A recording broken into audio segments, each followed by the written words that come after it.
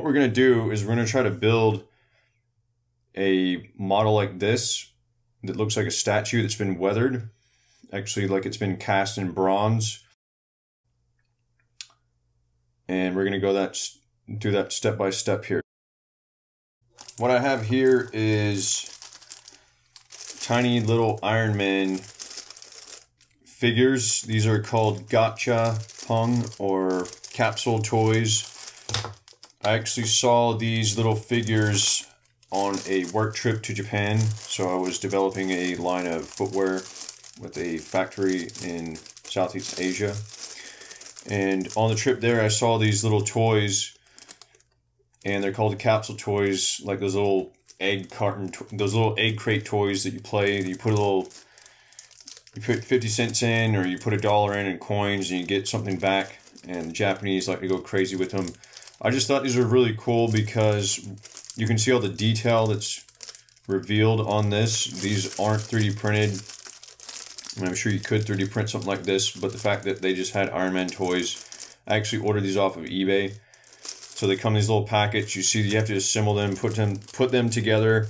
So what I got was the Iron Man Mark IV and the Iron Man Mark II here. You can see a little brochure packet here. It's all in Japanese. And then also what you're going to need here, we're going to take a bottom, and I just got this idea. I was floating around at the local hobby store. The one nearby in California is called Hobby Lobby. So I was just going around there and looking for something that I could use as a base, because if you look at bronze statues, a lot of times they have a base. If it's a statue that was cut out of marble or some kind of stone and then it was recast, a lot of times the base helps it stand up so it doesn't really fall down. It's kind of like a counterweight and a center of gravity. So it just gives it a bit of realism. That's exactly what this piece is here, if you take a look at it. So just a wood part. And what I'm going to do is use epoxy. So I have JB Weld 5-minute epoxy here. I'm going to use an epoxy to epoxy this figure to this wood base. If you saw in a previous video that I did, I just used hot glue. On this one, I'm not going to use hot glue because the epoxy holds a lot better. Hot glue, you know, if you yank it like this, chances are it's going to fall off.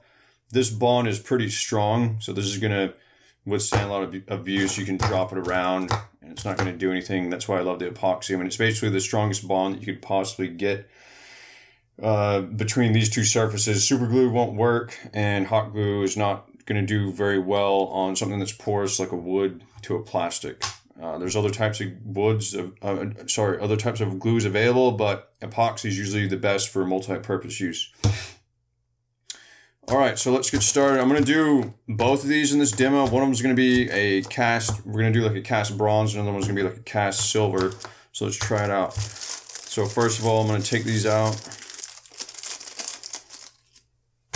All right, so these are pretty easy to put together. The only reason they're broken down is so it fits in a little capsule. The capsule is like a little tiny egg shape plastic that comes out of this machine. So it's pretty smart the way they do this, where it's assembled separately. I don't feel like you really need to epoxy that. You just have to push it together, and it's pretty strong. So you can see how this is going to fit on the base. And what I'm going to do, since the feet are hanging off, I'm just going to squeeze them a little bit together so they're more perfectly aligned to the center. So it looks like it was cast out of one piece. So what I'm going to do with the glue is I'm going to take a pair of nitrile gloves, and you can use latex as well. Nitrile's always recommended because it's a much stronger material. They have vinyl gloves available. Vinyl's one of the weaker quality gloves, so nitrile and latex are the stronger of the two, and nitrile's the strongest of all three. So you can get them in blue, you can get them in black. Usually hardware stores have these, or auto parts stores. Just check around your area, ask for nitrile gloves. Should be easy to find. And as far as the epoxy, let's open that up. So there's two parts to this. There's a part A. Usually how these epoxies work, there's two parts. There's a part A here and then a part B here. So this one's called the resin, this one's called the hardener. What you need to know is it's a 1-to-1 ratio. So you just mix one part of A to one part B. You whip it up for about half a minute, I'd say 30 seconds to 45 seconds, and then you just apply it and hold it. Hold your part together for, maybe you don't have to hold it together for the full 45, or no, for the full 5 minutes, but hold it together for a couple minutes, and then it should be good to set on its own and the rest. Make sure you're working in a well-ventilated area, and I usually like to wear a respirator mask unless I'm working outdoors. So now that we got the gloves, what I do to make cleanup easier, I just fold a piece of copy paper in half, just whatever you have, to mix the epoxy.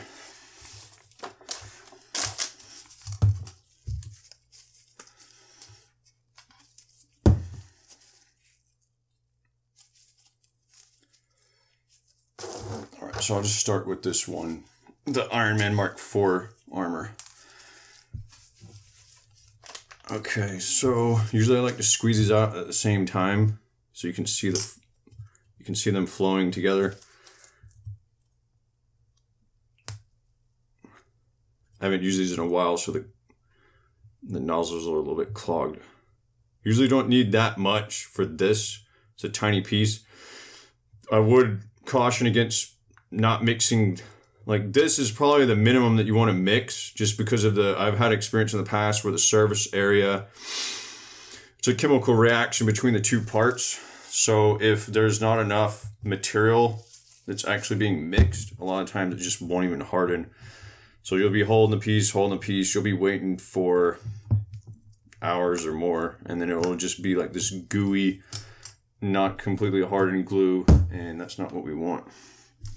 So I usually like to use plastic utensils that I just have left over. I usually use the back side of it just to get more of an even mix, or you can use a plastic spoon, which works well. The most important thing is you want it to be mixed completely all the way through.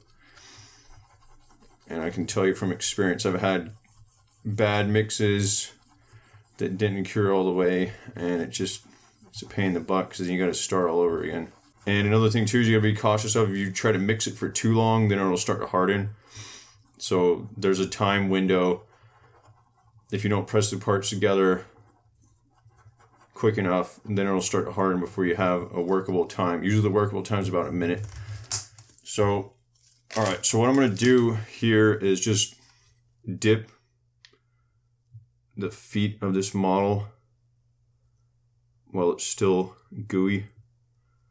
And you should be able to see that on the camera.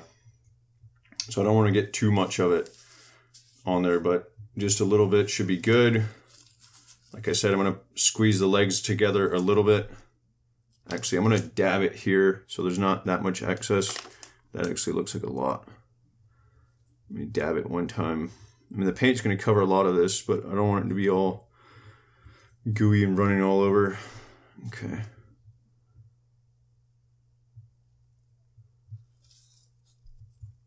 All right, just center it.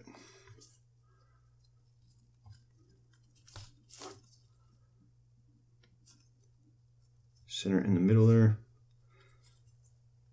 So I'm squeezing the legs together while at the same time pushing downward to hold downward pressure. And I'm holding pretty firmly here. After about 5 minutes of pressing the parts together, I would let it sit for another 10 to 15 minutes just to make sure it's fully cured. Then you're going to get something like this. You can see that there's glue around the edges where it kind of seeped out, but that's going to be okay. It's all going to be covered once we primer it with the automotive primer. That's the unfinished versus finished version of the model. These are two different suits, so the pose is a little bit different, but let's take this bad boy outside and get a primer coat on it. What we have here is the automobile primer from Rust-Oleum. I can't say enough about this stuff. It has a higher paint solids content than other primers. I've covered it before. I've covered it in my book. I've covered it on other videos. You just want to get this primer other than any other primer on the marketplace. The automobile primer is supposed to be used for cars. That's why it's called automotive. I think it's about $4 or $5 compared to other primers that might be half that price. But for the quality, you want to go with this stuff. You don't want to skimp on primer. A quality primer can make the difference between a good paint job and a bad one. Unfortunately, while in the process of building the first Iron Man model, the primer can I was using was a few months old. The nozzle was clogged, so the paint was coming out very splotchy and inconsistent. So what I ended up doing here was build the Iron Man Mark II. Same process using as the first one with the wooden base, the 5-minute epoxy, and I went to go down the street to buy a new primer can. So you can see the old one on the left there. The new one just a lot more consistent, more evenly spraying. Here I am spraying the first coat of primer, and I'll typically do 2 medium coats of primer. This is the first one, so evenly coated, overlapping strokes to make sure that all surfaces have equally coated paint. After you're done with the second coat, I usually flip the can upside down to clear the nozzle. And this is about after drying for, I'd say, at least half an hour to an hour. You can see that all the surfaces are evenly coated with the primer, and now it's ready to paint. So once it's fully dry, I will take the Rust-Oleum Oil Rub Bronze Metallic paint.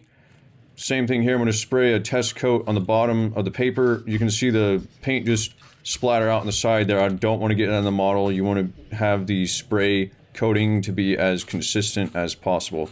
This is going to be the first coat, so this is a dust-on layer. You can see that's not completely coated. That's going to bond to the primer. Let that dry for 2 minutes, and then hit it with the second and third coat. So this is the second coat here. Doing a test spray again. I'll do a medium coat this time. The first one will be a light coat. This is going to be a medium coat as a second coat, not a heavy coat. If it's too heavy, the paint's going to run, it's going to drip, and it won't cure properly. So you want to make sure it's a medium coat. It looks wet. All surfaces are evenly coated. Use overlapping strokes, and it usually takes about an hour or two to fully dry for this paint. This is the final results of the miniature Iron Man statue model. So this was after we sprayed it with the Rust-Oleum Oil Rub Bronze. So you can take a look close up. It has this effect of little tiny paint flakes inside of it. So it's not like a pure brown or like a pure black. It's kind of a mixture in between with these little silverish kind of paint flakes. It gives us this really cool effect, like it's actually metallic.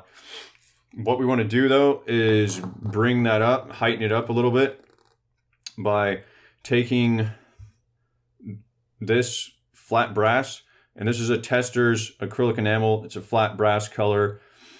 This is the effect that happens when a model weathers over time. It's called oxidation, when metal is exposed to oxygen and air. And it basically, it's a chemical reaction, and it makes this effect on a metal sculpture that gives it this weathered pattern. And you know, it's something that sculptures that sit outside are just inherent. It's going to happen eventually. It's inevitable. And it just looks cool. It looks like a weathered sculpture, and it also brings up some of the highlights and the contrast of the statue and some of the areas of interest and rest. Some of the details as far as the form details, what's high, what's low, the hills and the valleys as they call it.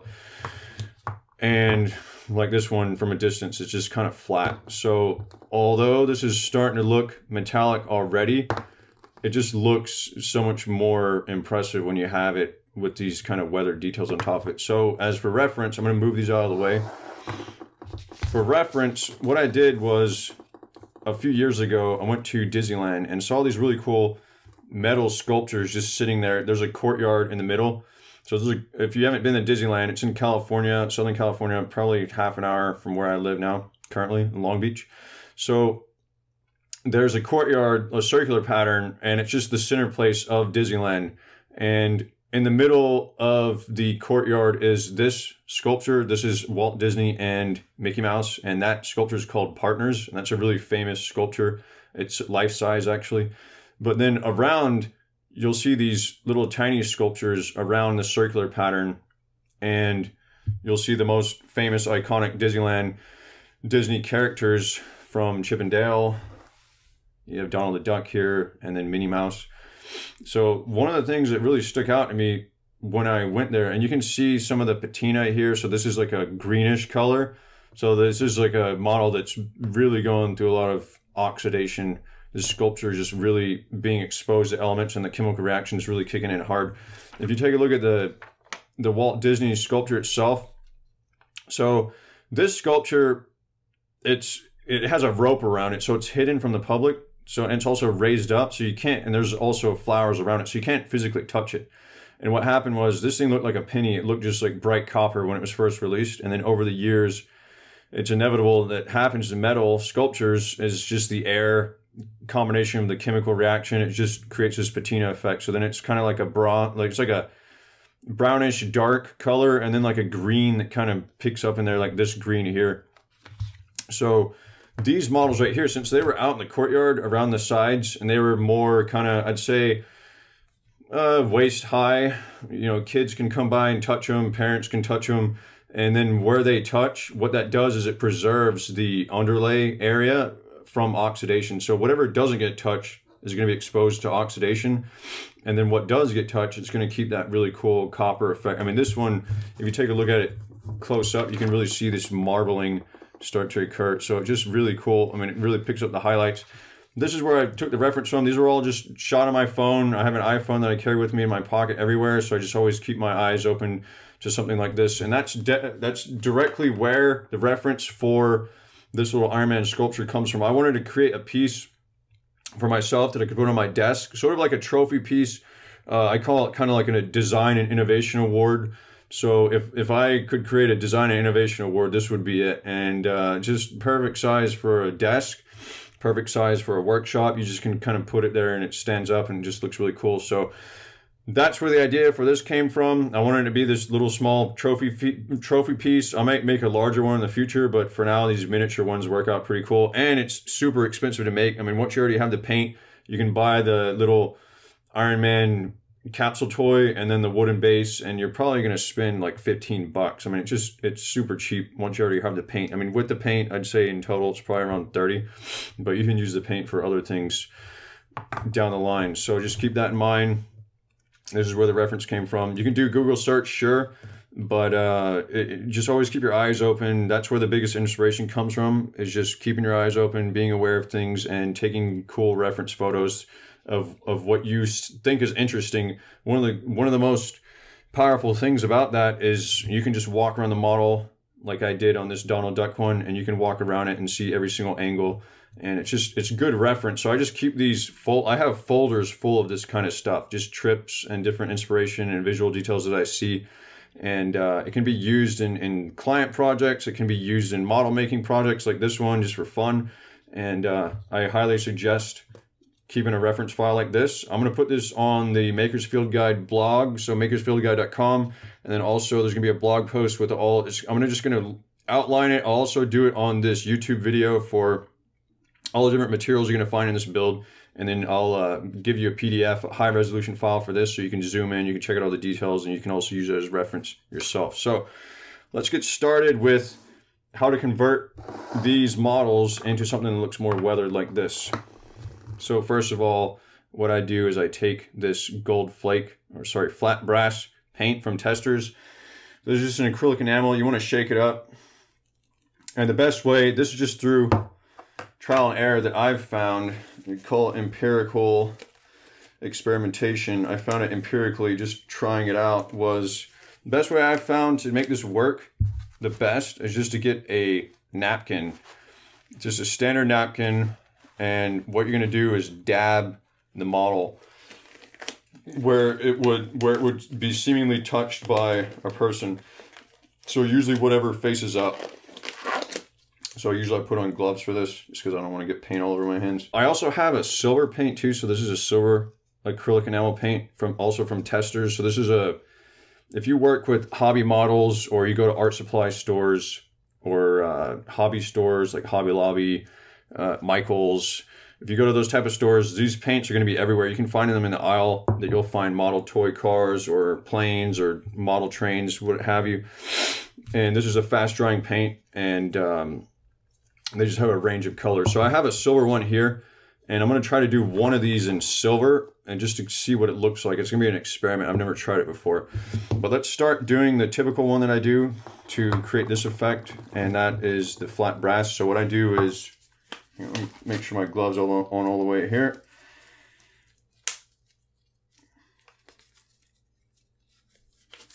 So what I do is I shake it up, make sure the lid's all the way on when you do this. I spilled it on my desk during the other demo, the samurai demo. You can see that one on YouTube also. So that's the paint.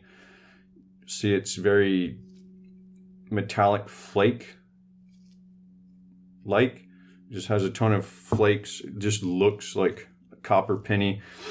Just looks awesome for this kind of effect. So what I'm going to do is I just take a paper towel, fold it in half. Actually, I'll probably fold it in quarters because it's easier to handle. And then cover the top. Make sure you really cover it, because the other time I spilled it on the desk. And then you just want to shake it a little bit to make sure that you get some on the paper towel like that. What I do is go in and I just hit the top side of it. Oh wait, you can see that's too wet. So I'm actually, this is for the demo here. I'm gonna actually blot, kind of dry it off, because wow, that's way too wet. See that? Starting to get that effect already. So what you can do here is, so this one here, sometimes I wait for it to dry. Sometimes I'll blot it like that to make sure it's more dry, because you don't want the paint when it's super oozing out, because then it's just going to create this it's going to create this even effect. You want it to be blotchy, so it kind of gives it this weathering. So let's see here. So I'll usually tap the parts that stand up towards the camera.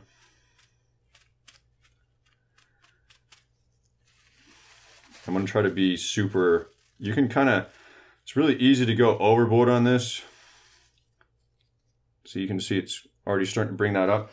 It's really easy to go overboard, so I'd recommend just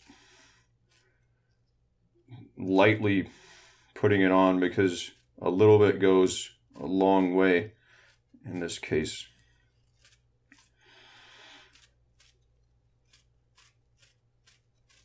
Sometimes it feels like you're not really putting that much on, like you should overdo it, but on this one I want to go for a more subtle effect than the one over here. This one's really popped out. This one I want it to be a subtle, almost like it's a huge statue and the thing's just being weathered to hell.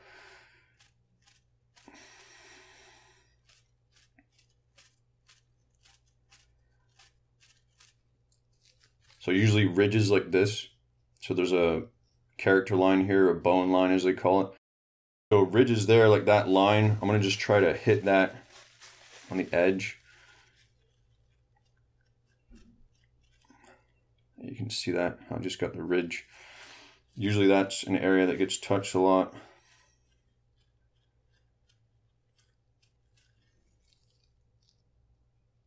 So you can see starting to do there.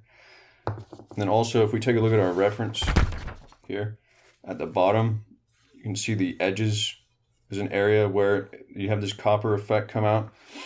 So what I'll do is around the edge, the top edge here, I'll just take that and rub it.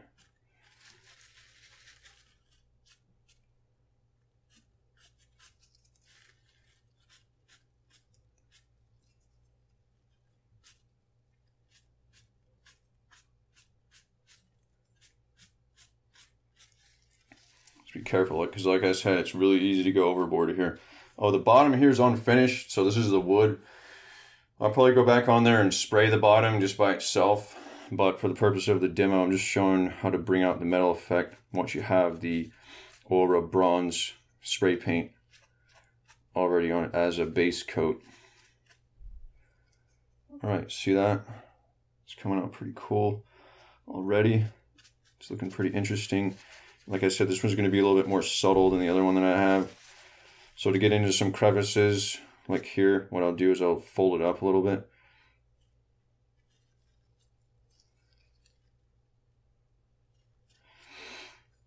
Sure, you can use a paintbrush for something like this, but you know, it looks more realistic if it's more random. So it's more randomized here, using more of a paper towel. I mean, it's not a perfect precise instrument. That's why it gives it this really cool, you know, organic looking weathering effect.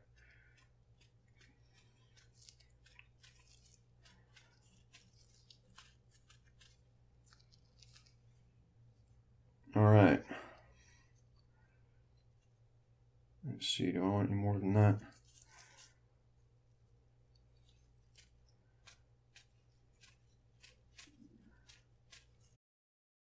Continuing on, just gonna get another paint coat here because this one's already dried out. Just gonna leave that there.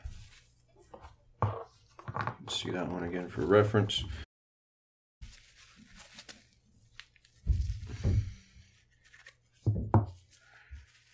And here we go. Blotting it, make sure it's semi-dry. I don't want it to be completely wet. Again, you want it to be a little bit irregular, not too precise, kind of like it was you know, organic weathering. All right, here we go.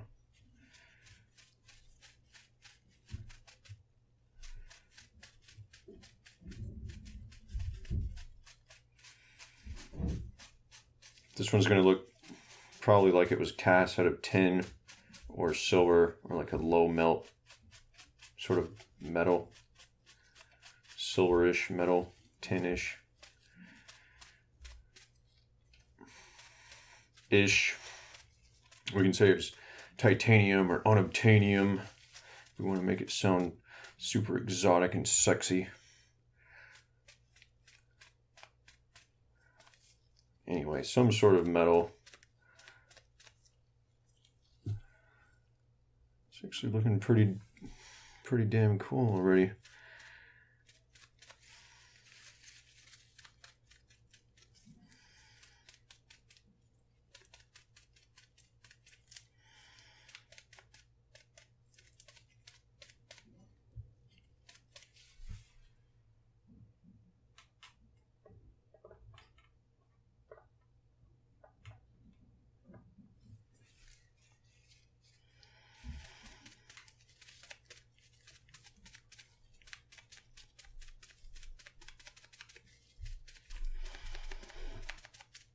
Yeah, so the beauty of this is you can see some of the valleys there, some of the low points.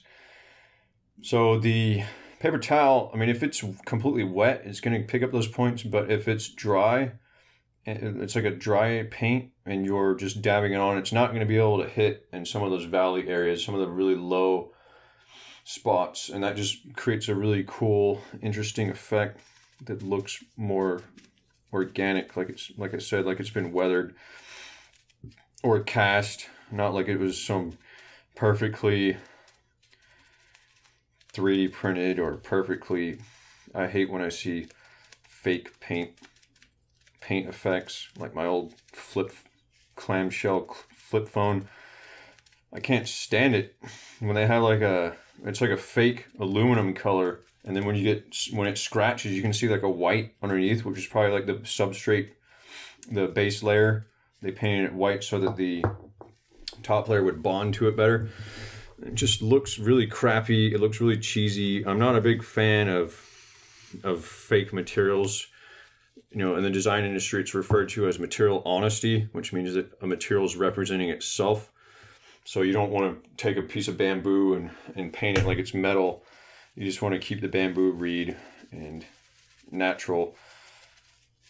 And so like a plastic phone, I have no problem if it's painted like a black or something like that, because, you know, plastic is already a man-made material. But if it's painted like a silver, it just looks really cheap. And I stand behind that.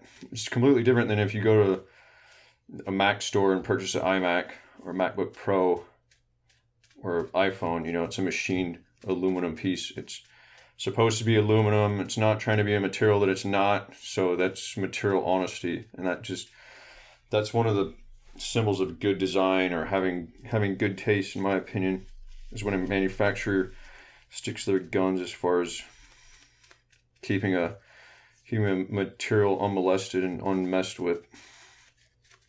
But here we're creating movie props, or movie prop like process. So, you know, movie props are always what you're trying to do. Like, you have like a rubber gun because you don't want to have an actor have a real gun, or you have rubber knives because you don't want them running around actually cutting themselves and hurting themselves. You have like a multi-million-dollar actor like a Tom Cruise or a Arnold Schwarzenegger.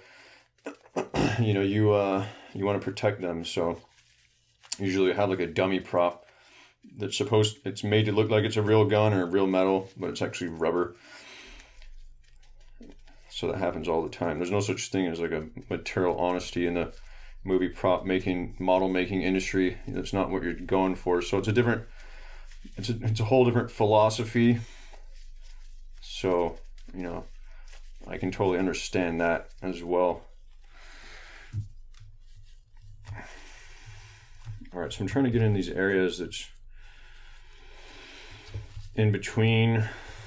What I'll probably have to do is take actually, let me try dabbing it on the edge here. Might have to take like a Q-tip.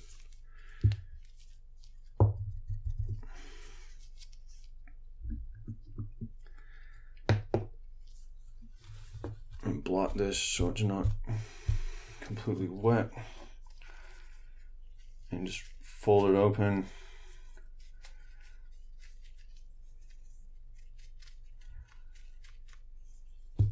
So right now I'm just looking for any spots that look irregular. Consistency is king. So right here, look at the face. It's a little bit too dark. It doesn't have the even amount of weathering as the chest piece does. So let me just hit the face. Yeah, so that's bringing it out there pretty nicely. Up here in the shoulder collarbone area, it's also not as evenly weathered. So I'm going to flip it upside down here. You can see.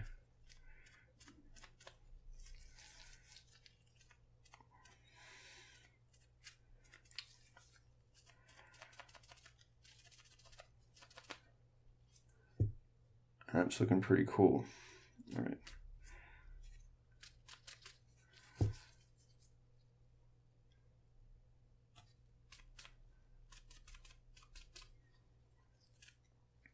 Uh-oh.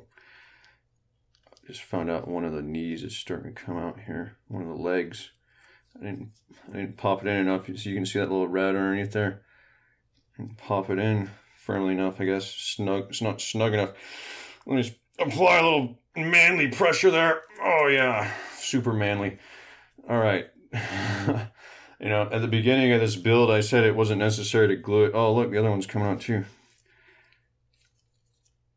Let me pop this back in. At the beginning, I mentioned that it's not necessary to epoxy them, but now I'm having second thoughts.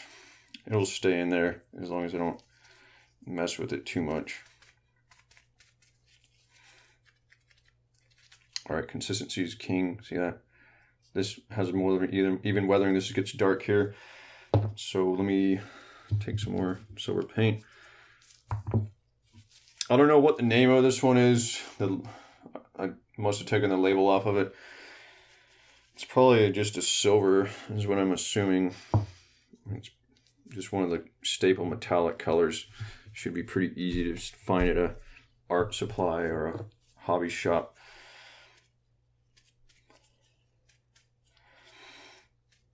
Yoo-hoo! This is looking really good. Wow, this is actually coming out better than I expected. It's actually looking pretty badass at this stage. It just looks like a cast piece, like literally. And this was the one, the Mark IV was the one that was red before I primered it. So this one was the red and gold one before I primed. The thing is, like, you know, some of those paint jobs I'm not too big of a fan of, just because it's, you know, in the mass manufacturing process, to create a metallic effect on a plastic is super hard to do, especially because it's really expensive. So, and there's just manufacturing limitations. So a lot of times, like if there's like a metallic-like effect on a plastic, it just doesn't really come out that well. And wait a second. So now the chest looks overly done. Let me see if I can knock that back a little bit. Well, I guess we're stuck with it. So it's called a happy accident. Serendipity, also the same sort of concept. So happy accidents means that you make an accident and you just got to roll with it. That's why I like drawing in traditional media as far as pens and markers instead of working in Photoshop, because Photoshop you can just hit undo, or a 3D modeling program you can hit undo. But if you're working with traditional gouache paints and markers and, you know, Copic markers and colored pencils and ballpoint pens, like there's no going back. Like unless, I mean, it's going to look like a mistake if you take white out and try to cover it up. So you just got to roll with it and make it work. I mean, that's one of the keys to model making and design in general. And I feel like, you know, I don't want to go super philosophical here, but in life too, it's you know, if you deal with setbacks, you deal with problems. How can you turn that setback into, how can you turn that bug or that mishap, that error, how can you turn that mistake into a feature or a benefit? You know, the silver lining. Find the silver lining in everything. How to find the silver lining.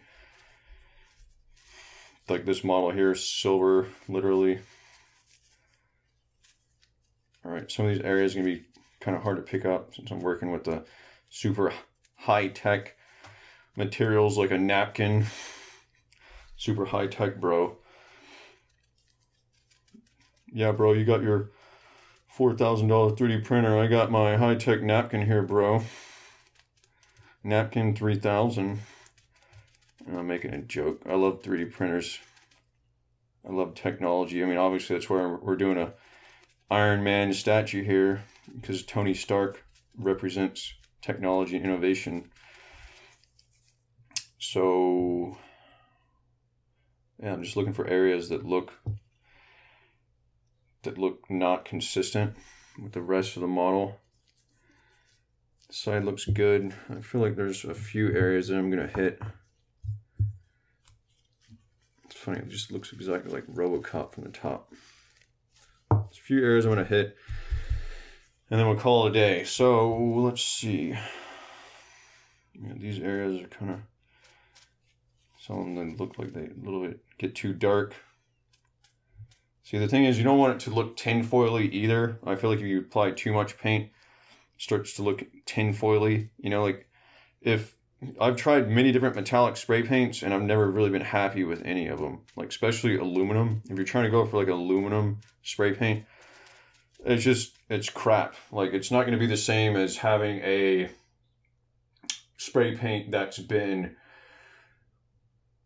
metallically, it's called it's a electrostatic process. It's called what's it called, anodized. If you have an anodized piece, it's an electrostatic process. It's like a chemical reaction. Like that looks like real metal.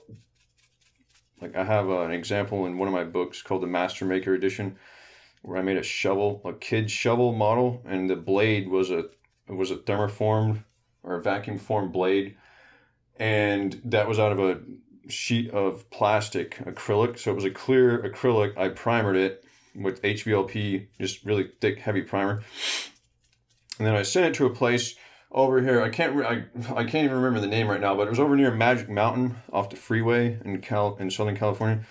I sent a place. They were doing some kind of big events for Marc Jacobs, the famous fashion designer. Apparently there was like a Marc Jacobs store in New York, so they're doing like these pink elephants in metallic. It was pretty funny. It's just a side story, but anyway, I sent the shovel blade there. It came back to me, and the thing looked super real. I mean, you could touch it, and it just looked like it was just like a stamped sheet metal. And I tried painting it before that. I tried using like a rattle can spray paint. The thing about the rattle can spray paint, it looks good until you touch it. That's the issue. So, you know, even if you let it dry for a month, as soon as you touch it, it just doesn't really completely dry. I don't know. They've never really figured out the formula or maybe there's a certain limitation. I'm sure those chemical scientists can figure out a way. So chemical scientists, if you're listening to this right now, 3M, DuPont type people, or Rust-Oleum people, try to find out a way to make an aluminum color dry completely, because I feel like there's a big market in that. Otherwise, I'm going to keep... Oh, there's a sprayable chrome too. I don't know the exact technology. I didn't cover it in my book, but there is a spray-on chrome. So there's a couple... I think that's actually what that shop specialized in, was a spray-on chrome. But I think it's an electrostatic process. So they have to electrically charge the model. You just send it to them primered and wet sanded. And then they somehow electrostatically charge the model with a paint. And then it's once they spray it on, it fuses into like a metallic, it looks like an anodized metallic effect. And they can do any color. They can do pearl color, candy color. It's actually really impressive what they can get out of it. So this one's looking pretty good. The chest just looks too, like it's too covered. So I might go back and I'll probably off camera hit that with, I'll just take the napkin and then I'll take some of the base coat of the oil rub bronze, the Rust-Oleum, and then I'll just dab that on there to kind of knock it back down again. But as far as the rest of the model, I'm actually pretty happy. Actually quite happy with the rest of it. It looks like a weathered metal. Looks super awesome. So that's pretty much getting to the end of the demo. There you go. So you got silver, and then you have weathered bronze here, a slightly weathered, and then a full weathered bronze effect. So you get the full range there. Happy making.